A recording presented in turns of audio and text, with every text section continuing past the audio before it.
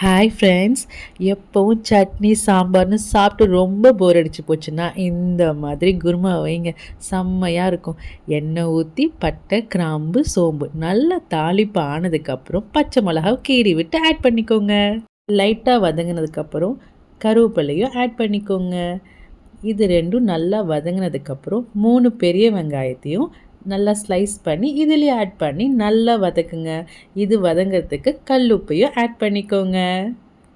எப்பவும் வெங்காயம் நல்லா வதங்கணும், அப்போ தான் குருமா செம்ம டேஸ்ட்டாக இருக்கும். வதங்கினதுக்கப்புறம் தான் இஞ்சி பூண்டை ஆட் பண்ணணும். நல்லா ஒரு பெரட்டி பெரட்டி விட்டதுக்கப்புறம் கை நிறைய புதினாவை ஆட் பண்ணிக்கோங்க. இது நல்லா வதக்கி விடுங்க. அப்புறம் 3 பெரிய தக்காளியை நான் ஆட் பண்ணியிருக்கேன். இதையும் நல்லா வதக்கி விடுங்க. நல்லா மேஷ் ஆனதுக்கப்புறம் நான் ஸ்பைசஸ் ஆட் பண்ணியிருக்கேன்.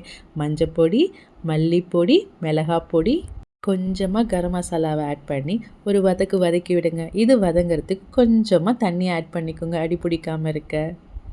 அப்புறம் சிக்கன் மசாலா 2 ஸ்பூன் கண்டிப்பாக ஆட் பண்ணுங்கள். அப்போ தான் குருமா செம்ம டேஸ்ட்டாக இருக்கும்.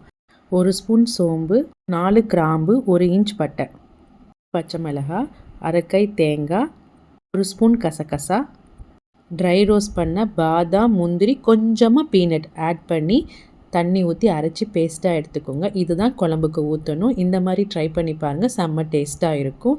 இது சப்பாத்தி, தோசை, இட்லி எல்லாத்துக்கும் செம்மையாக இருக்கும் ஃப்ரெண்ட்ஸ். ட்ரை பண்ணி பாருங்கள், செம்மையாக என்ஜாய் பண்ணுவீங்க.